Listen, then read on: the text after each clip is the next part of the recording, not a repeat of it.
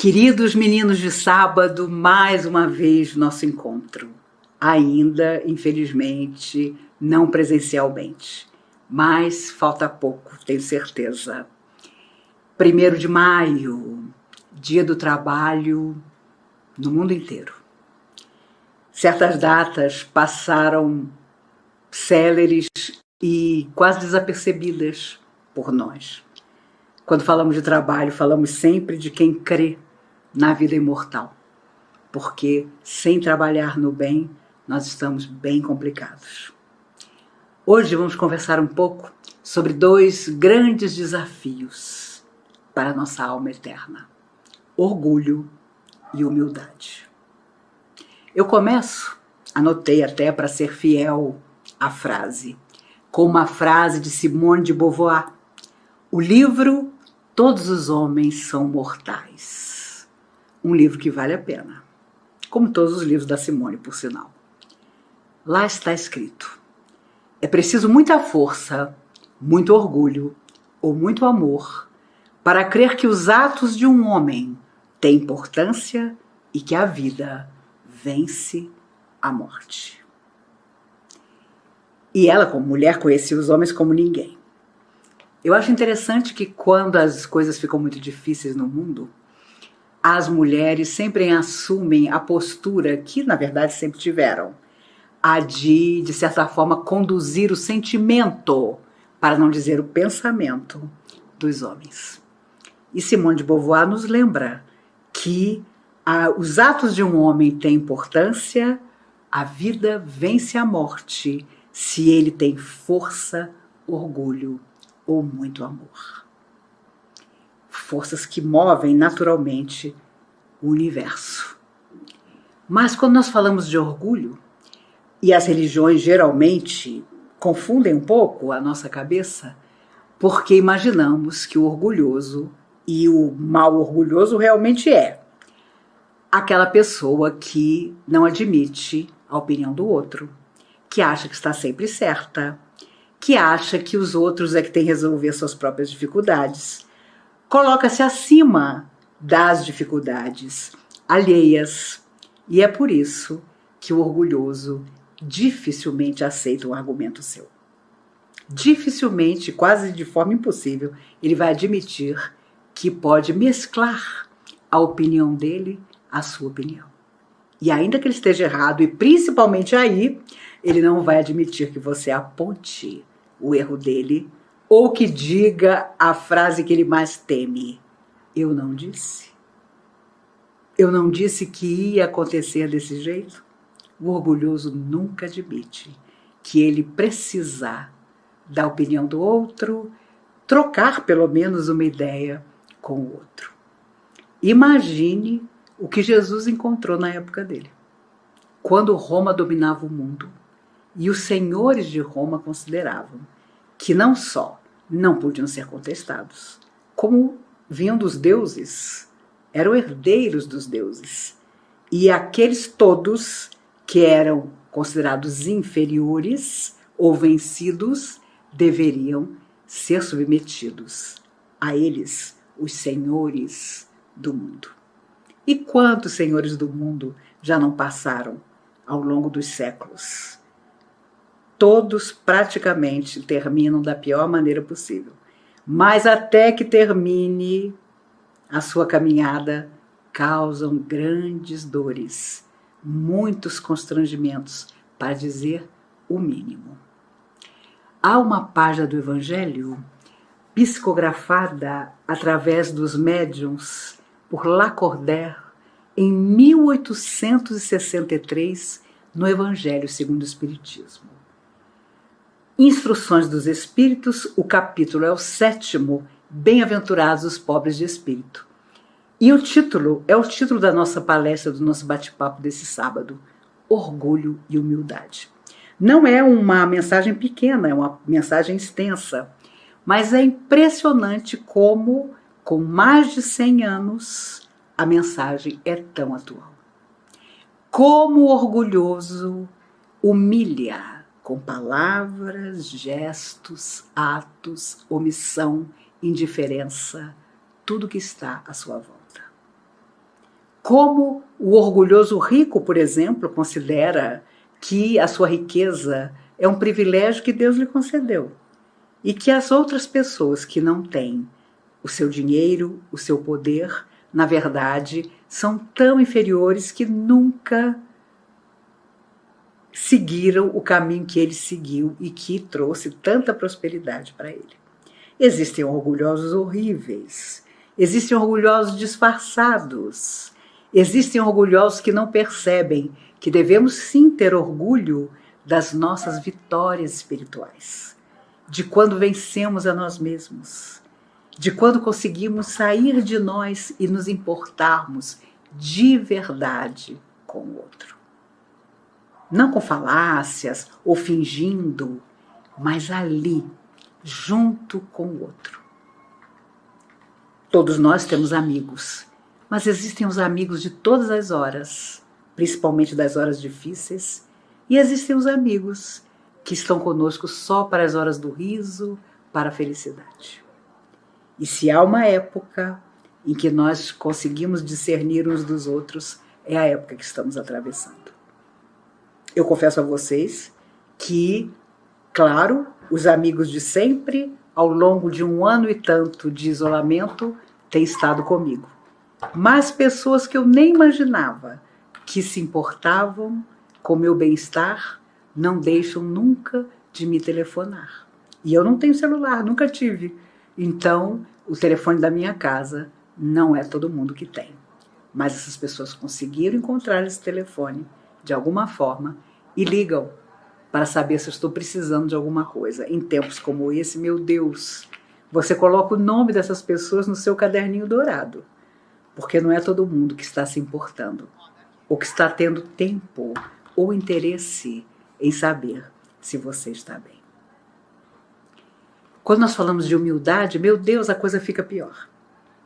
Eu conheci pessoas que se vestiam de forma muito simples, na nossa época de mocidade espírita, julgando que assim pretextavam humildade. A mesma calça jeans sempre. Eu só tenho 2 blusas. Ou eu só tenho esse tênis que tem anos. Sou completamente desapegado das coisas materiais. As poucas pessoas que eu conheci desse jeito tiveram muitos problemas depois. Porque, na verdade, tudo era da boca para fora. Humildade não é você se vestir mal, podendo se vestir melhor. Não é você pretextar estar sempre disposto ao bem quando você, na verdade, não está. Ser humilde de verdade é algo tão sutil que quando você é humilde, ninguém fica sabendo. Porque é natural que você nunca humilhe o outro, nunca diminua o outro, que procure estar sempre disposto a mostrar ao outro, através da sua palavra, da sua presença, do seu olhar. Olha, eu estou aqui, se você precisar. Imagine Jesus, a alma mais perfeita, o governador da terra.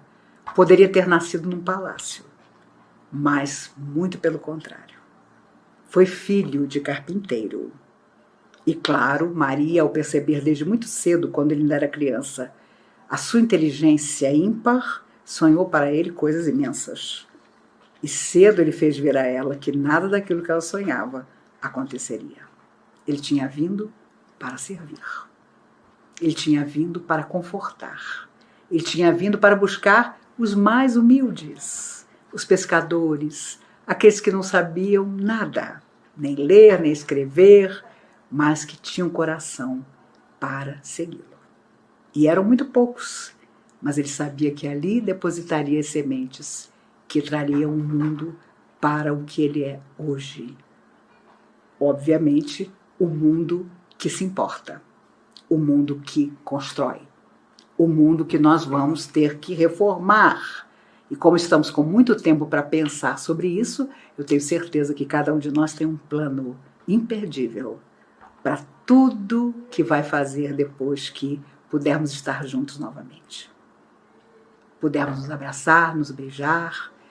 E eu confesso a vocês, é difícil ver pessoas queridas sofrendo perdas de pessoas que partem, vítimas desse vírus, e não poder sequer abraçá-las. Porque isso está proibido para nós por enquanto. Mas é claro que depois que tudo estiver terminado, nós vamos poder fazer de novo todos os exercícios maravilhosos de convivência fraterna, que a vida sempre nos propôs a fazer. Humildade, portanto, não é você abrir mão de tudo dizendo: eu posso viver com um fio de água, eu posso viver sem luz, eu posso viver descalço, estarei feliz. Ou dizer a uma pessoa humilde que quase nada tem: você que é feliz, você não tem nada, que felicidade, você não precisa se preocupar com nada. Existem pessoas horríveis que fazem isso. Quem visita pessoas extremamente necessitadas ainda dizem: você não imagina o peso que é ter o que eu tenho. O peso que é ter a família que eu tenho. Eu vejo você sozinho, feliz de você que está só. Certas coisas são horríveis, mas ainda se encontra quem fale. E é claro, isso tem muito a ver com orgulho também. É claro que ficamos satisfeitos quando dominamos alguma coisa, quando fazemos algo muito bem. E é natural que nos sintamos assim. Mas isso não é orgulho vazio. É a satisfação de ter tido um impedimento, uma dificuldade, um bloqueio, seja o que for, e ter superado. Quantas pessoas conhecemos que lutam tremendamente para estudar, por falta de recursos, e é natural que se sintam extremamente orgulhosas e vitoriosas a cada diploma que têm. Ah, não, eu não quis estudar, eu tinha tudo para estudar, mas não quis. Deve haver motivos até espirituais para isso, porque é natural também que nós consigamos e precisemos buscar na nossa vida os talentos que nos são concedidos e saibamos realmente aproveitá-los. Quantas vezes, e isso na doutrina espírita é impressionante como existe. Ah, eu não elogio fulano porque eu não quero que ele fique orgulhoso. Ah, eu não elogio porque isso é uma perturbação espiritual. Essa coisa de elogiar é uma perturbação espiritual. Ora, então você não vai elogiar uma pessoa quando é verdadeiro o seu elogio? Porque isso vai incentivá-lo a continuar. E se você não quiser diretamente dizer que a palestra, por exemplo, foi um brinco, foi uma beleza, diga: como me fizeram bem suas palavras.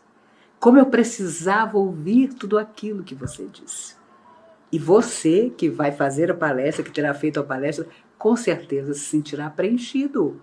Toda pessoa precisa, na sua hora fácil ou difícil, de alguém que lhe diga: vamos seguir juntos. Que bom que você pôde me ajudar. E é claro que amanhã, aquele que ajuda poderá ser e precisará, com certeza, ser ajudado. Mas, infelizmente, ainda existe muita gente, inclusive dentro das religiões, que considera que galgar postos com orgulho até desmedido é muito significativo. Quando, por exemplo, na doutrina espírita, nós vivemos dentro de uma doutrina que não tem absolutamente hierarquia nenhuma. Você vai se achar poderoso porque você é amigo do presidente do centro? Meu Deus do céu! E olha, já conheci muita gente que se achava o máximo, porque tinha um cargo dentro de uma casa espírita, inclusive fazia muito mau uso do cargo, com determinadas simpatias e antipatias. Somos gente. E achava que aquilo era ter poder. As pessoas sempre me acharam maluca, porque eu sempre, desde garota no espiritismo, dizia: gente, ninguém precisa me contar. Eu tenho certeza que em vidas passadas eu tive poder de vida e de morte sobre muita gente. Porque eu vou me iludir achando que poder é você ter um determinado encargo, é você estar na frente de uma tribuna, é você ter A, B ou C na sua plateia? Oh, meu Deus, somos crianças ainda, se acreditamos nisso. Nos orgulhar de algo do qual nós somos simples instrumento? Porque quando se fala de espiritualidade, somos sim instrumento. E não só de espiritualidade. Onde quer que você esteja desempenhando seu papel na sociedade, se você pode decidir para que outros vivam melhor, você não foi colocado ali por acaso, não. O acaso não presidiu a sua chegada ali. Você tem responsabilidade, um dia você responderá por ela. Olha, no seu cargo você poderia ter ajudado tanta gente.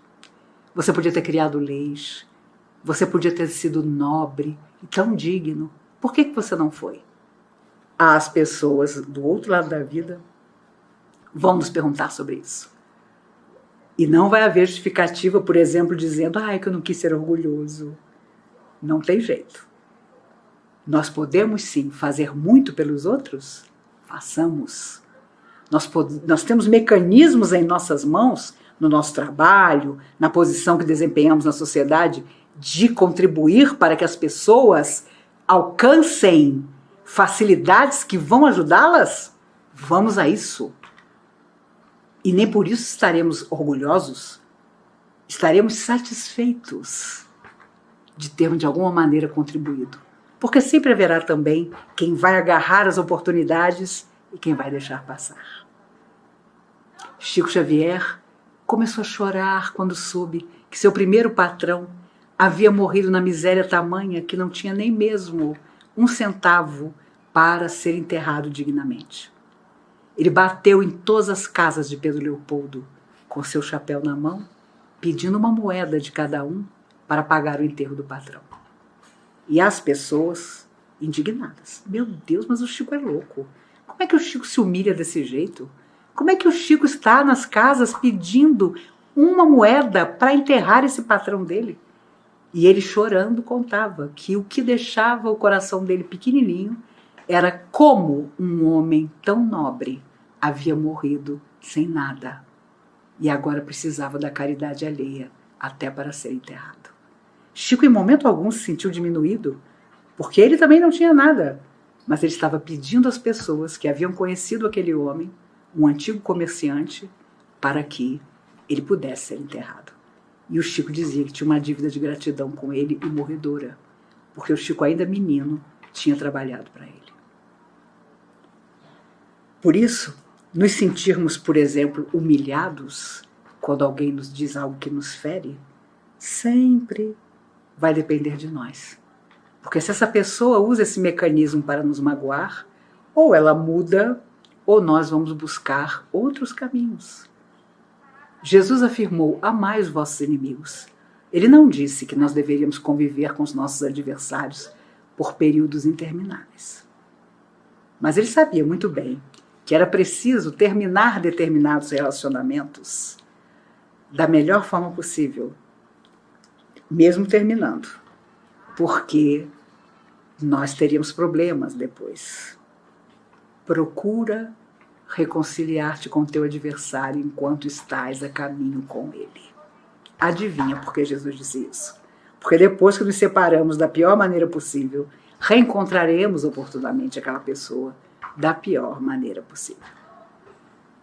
A nossa vida de hoje, com certeza, tem muito a ver com isso.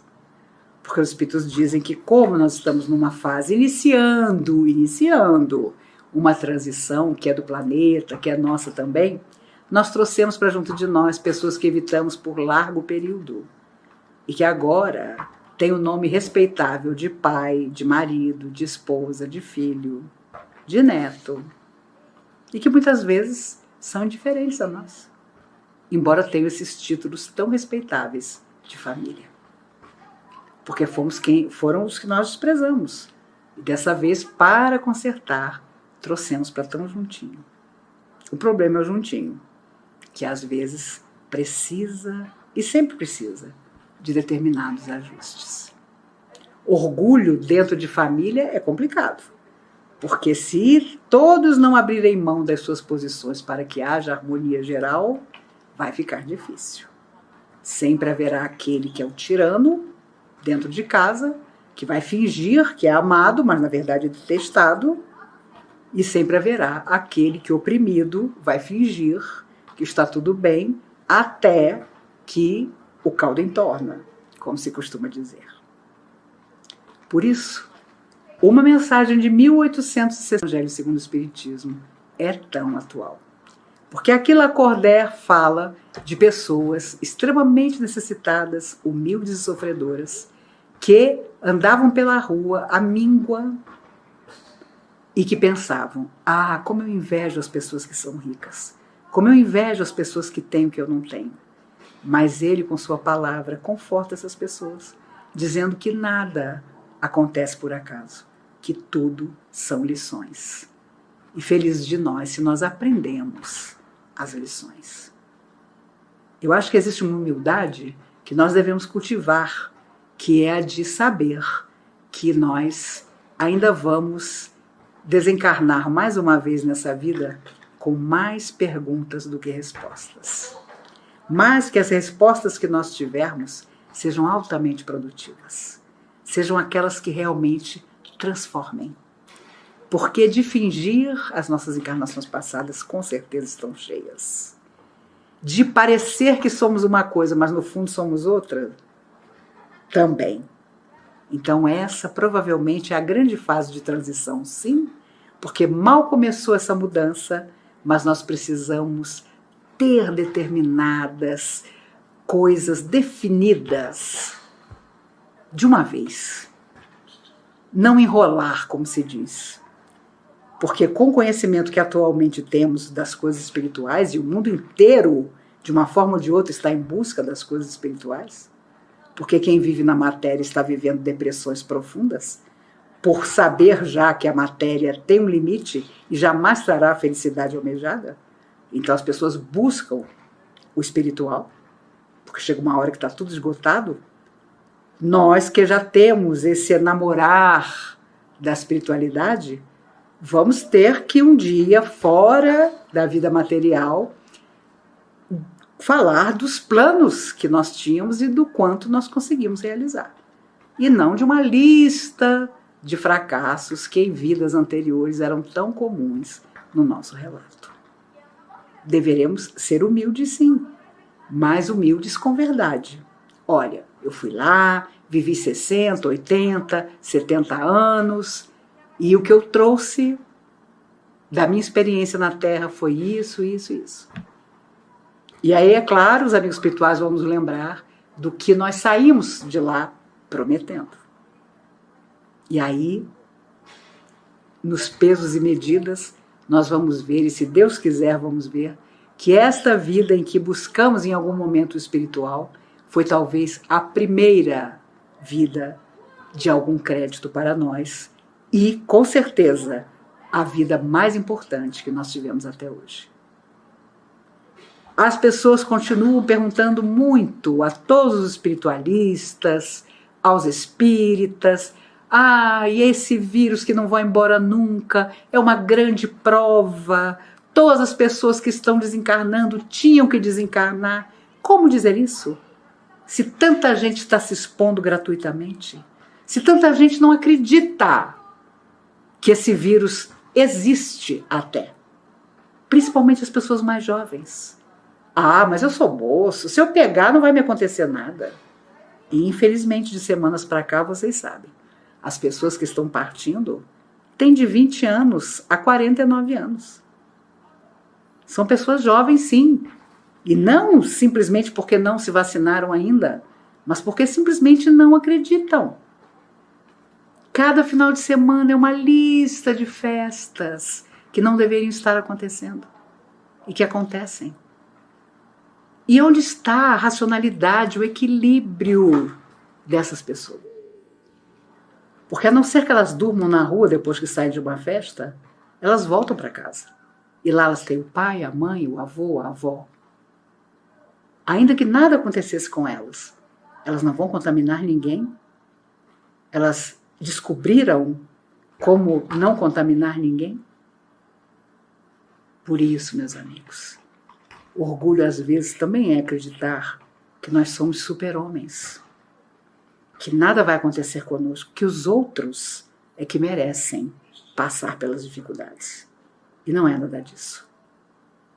E nós seguimos ignorando a quantidade de enfermeiros e médicos que já desencarnaram, porque se esfalfaram sem nenhum orgulho, mais ciosos sim da ciência que carregavam, do quanto haviam estudado para salvar vidas, mesmo sem conseguir. Já ouvi muitos relatos na televisão de médicos e enfermeiros chorando e dizendo: nós somos educados e estudamos para salvar vidas. E quando você vê um número imenso de vidas se perdendo, não há emoção que aguente. E é mesmo.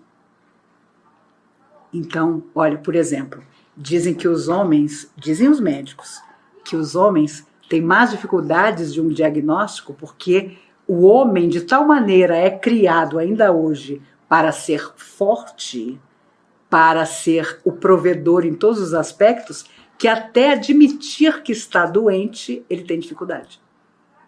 Então ele procura menos o médico, ele procura menos um diagnóstico, e está provado no mundo inteiro que as mulheres vivem mais do que os homens, porque elas espertamente se cuidam mais. Na medida do possível, elas procuram mais o médico, elas procuram mais um diagnóstico do que o homem. Para ele, para muitos homens, parece uma fraqueza. Isso não é orgulho? Claro que é. E um orgulho absurdo, que vai levar muitas vezes à desencarnação. Porque, como dizem os amigos espirituais, aquilo que você ignora, seja o que for, trabalha contra você. Então, não duvide. Orgulho é você deixar de acreditar que tudo tem que passar pela sua mão, tudo só você sabe fazer direito. É não pedir desculpa, esteja você errado ou certo. Emmanuel dizia a Chico, e eu nunca me esqueci disso, que quando você pede desculpas a alguém que te magoou, o choque da pessoa é tremendo, já vale tudo. Porque a pessoa não é boba, sabe muito bem que foi ela que fez o errado. Mas quando você pede desculpa, a máscara dela cai. Ela pode ficar com cara feia, não vai admitir nunca, vai mudar de assunto, mas vai estar guardado lá. Seu momento em que você foi humilde, mesmo sabendo que o erro tinha partido do outro, você pede desculpas. Ô fulano, você me pegou num dia que eu não estava bem. Vamos esquecer tudo, vamos começar de novo. Isso não é só humildade, não. É simplicidade. É inteligência. É você deixar para trás e nem chegar a pegar um lastro tão pesado, do qual você não vai sentir falta nenhuma. Por isso, mais do que qualquer coisa, mais do que ficar pensando orgulho, humildade, agora eu sou humilde, amanhã eu vou ser orgulhoso, mais do que isso, os valores da alma devem estar conosco. Porque se esses valores estiverem conosco, tudo que nos acontecer, nós vamos driblar. Nós vamos ser como aquele jogador que sai vencendo todos os adversários. Porque haverá em nós as ferramentas para estarmos sempre em equilíbrio, mesmo nas horas mais difíceis, e principalmente nelas, mesmo nas horas de dor, mesmo quando tudo parecer se fechar à nossa volta. Nunca se esqueçam, meninos, onde vocês estiverem, vivendo a situação que vocês estiverem vivendo, ao lado de quem vocês amam ou até ao lado de quem vocês não gostam mais. Nunca se esqueçam que às vezes, na hora mais difícil, no último minuto, surge a mão que não vai nos segurar na beira do abismo. Surge o livro amigo, alguém que nos telefona, alguém que diz: espera, eu estou chegando, eu vou te ajudar.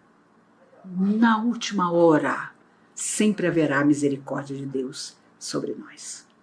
Tenhamos humildade para esperar por isso. Não tenhamos orgulho nenhum na hora de dizer: meu Deus, me ajude. Aqui estou eu mais uma vez. Eu não resolvi nada do que eu precisava resolver, mas eu peço, esteja comigo. Segure a minha mão, me aponte caminhos. Tudo isso vai passar, que eu permaneça aqui. Me dê mais tempo para que eu possa promover em mim as transformações que até agora não consegui. Não é fazer jogo duro, nem chantagem, não, com os espíritos. É simplesmente saber que todo o tempo na Terra é precioso demais. Há bilhões de almas que tudo dariam para estar no nosso lugar e que já sabem que, como a Terra está em transição, não poderão mais voltar, porque não fizeram nada que pudesse conduzi-las a uma próxima vida mais positiva. Nós que ainda estamos na carne, sofremos a maior das invejas, inveja daqueles que fora da carne já sabem que não vão poder voltar ao planeta, vão ter que buscar outros rumos. E muitos foram tão egoístas, orgulhosos e frios que sequer mantiveram amizade com qualquer pessoa que hoje aceitasse recebê-los como filhos. Parece uma tolice, mas até para isso nós precisamos plantar amizades e ter algum merecimento. Por isso, meninos, sei que os dias são difíceis e às vezes ameaçamos desanimar muito, mas vamos respirar fundo, imaginar que teremos uma tarefa a mais. Quando tudo isso acabar, nós vamos precisar viver por todos aqueles que não tiveram essa chance, que não tiveram tempo para receber uma vacina, que não tiveram alguém que os aconselhasse a se precaver, que acharam que dominavam as forças da vida, quando na verdade as forças da vida estão dentro de nós e é aquilo que nós chamamos Deus. Por cada uma delas, nós vamos viver. Então haverá muito a fazer, haverá muito a transformar. Claro que as horas de desânimo nos ameaçam, mas elas passam, como tudo na vida passa. Esses dias serão lições. Eu estava vendo hoje numa reportagem crianças chegando a uma escola de São Paulo que as recebia depois de longo tempo para uma aula presencial. E os meninos, era uma escola particular, tinha se adequado de todas as maneiras, passando, crianças de 6, 7 anos, passando os pezinhos no tapete especial, passando álcool nas mãos antes de entrar na escola, passando por uma espécie de chuveirinho, com os braços para cima, dando voltas, de máscara todos, para depois entrar no colégio.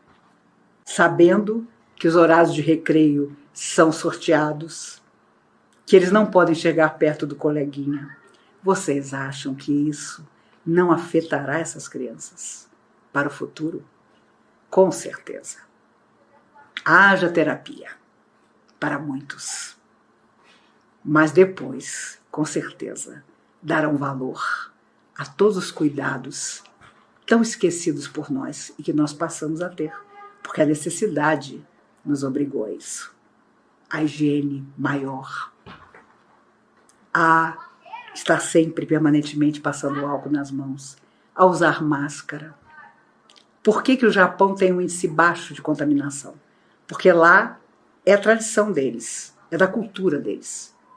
Não só são um pouco fechados em termos de abraço, de beijo, todo mundo sabe, mas também de usar máscara assim que o primeiro espirro aparece. Então, algo que foi difícil para nós de nos adaptarmos, para eles já estava na massa do sangue. Tudo é ensinamento. Quando você é orgulhoso, no mau sentido, você não vê ensinamento em nada. Você acha que sabe tudo e que os outros é que tem que aprender com você ou ficar calados. Quando você tem a humildade natural, você sabe que cada pedra do caminho vai te ensinar. E é isso que nós precisamos ter no nosso coração. Tudo nos ensina. Precisamos que os outros sejam livros em que nós possamos ler de tudo e aprender aquilo que será melhor. Tomara que todos nos tornemos professores do bem viver, do amar de verdade, do desculpar sem condição nenhuma. Jesus sabia muito bem que ele vinha mostrar caminhos e que seria tão longa a nossa falta de disposição em seguir esses caminhos. Nem por isso deixou de vir. E afirmou: no mundo tereis tribulações, mas tem de bom ânimo. Porque sem bom ânimo, meus amigos, não dá. Nossos dias não são felizes agora, voltarão a ser. As pessoas não nos compreendem, haverá dias melhores. Amigos nos deixaram, nos decepcionando, não eram amigos como imaginávamos, a vida terá outros amigos. Isso é ter humildade para reconhecer que a vida tem sempre razão. Esse ano, 30 anos que nos deixou num acidente de carro, Gonzaguinha. E ele diz numa de suas músicas maravilhosas: quem não tem e se não tem trabalho, o homem não tem honra, e sem a sua honra se morre, se mata. Não dá para ser feliz, diz ele na música. Quantas pessoas estão sem trabalho? Quantas pessoas estão com a geladeira vazia? Haverá tanto a fazer, tanto a ajudar, que os anos que ainda nos restam a todos nós, sejamos jovens ou não serão suficientes para todo o mundo que nós temos a construir. E eu proponho a vocês, nesse 1º de maio, Dia do Trabalho, um desafio. Que nós dediquemos nossa vida a desmentir Nietzsche, que afirmou uma vez: o único cristão morreu na cruz. Ele afirmou: o único cristão morreu na cruz. Proponho, meninos, que onde quer que estejamos, nós possamos desmentir Nietzsche. Sejamos cristãos. Não importa a nossa feição religiosa. Sejamos cristãos calorosos, compreensivos, retos, onde quer que estejamos, com quem quer que estejamos. Se não conseguirmos a boa palavra, fiquemos em silêncio. Se estivermos travados, sem conseguir estender a nossa mão a quem precisa, peçamos às forças do bem forças para seguir na direção do nosso semelhante.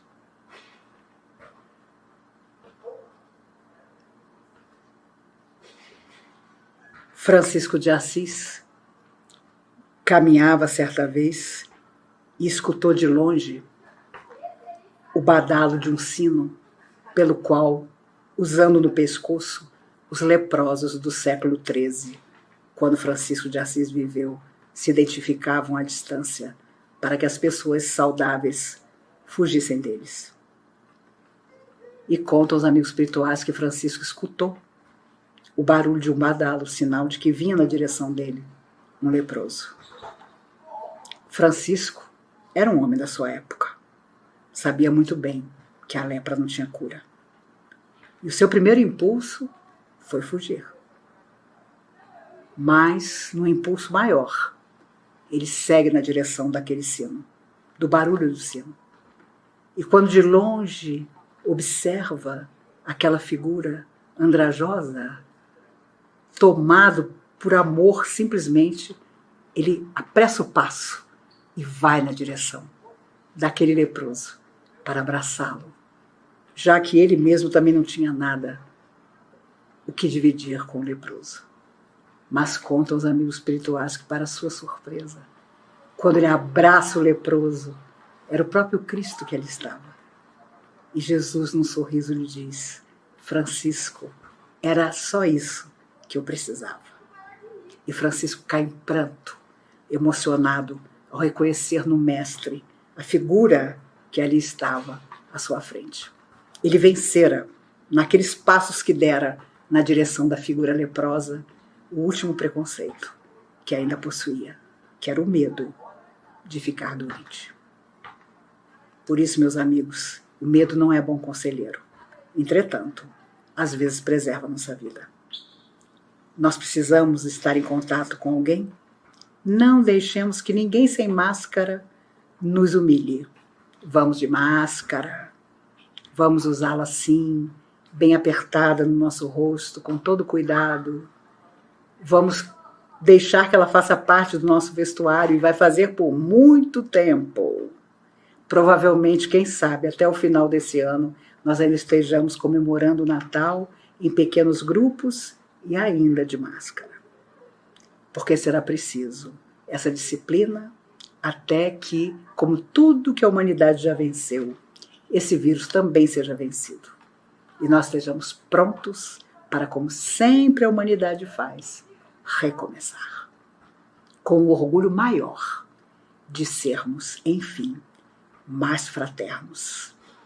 Enfim, algo que atingiu o mundo inteiro, que ainda vai levar muita gente, mas que vai permitir que nós, meu Deus, finalmente tenhamos olhos para o outro de verdade e, sem dúvida, nos importemos de verdade. E mais do que nos importar, tenhamos o orgulho de afirmar que depois de tudo isso, da solidão, do afastamento, do medo que nós tivemos e temos ainda, nós possamos simplesmente ser irmãos uns dos outros. Que o único cristão não seja Jesus, sejamos todos nós. Que Jesus nos guarde, que nos abençoe, que até o nosso próximo encontro muita coisa boa nos aconteça. E que, se não forem coisas boas, nós peçamos as forças do amor que nos apoiem para ultrapassar as nossas lutas, vencer tudo que vier e traçar um destino de luz para todos nós. Que Jesus nos guarde onde quer que estejamos, que nos abençoe para que possamos abençoar e que, unidos em pensamento, nós possamos, até o nosso próximo encontro, fazer todo o bem que for possível. Até lá!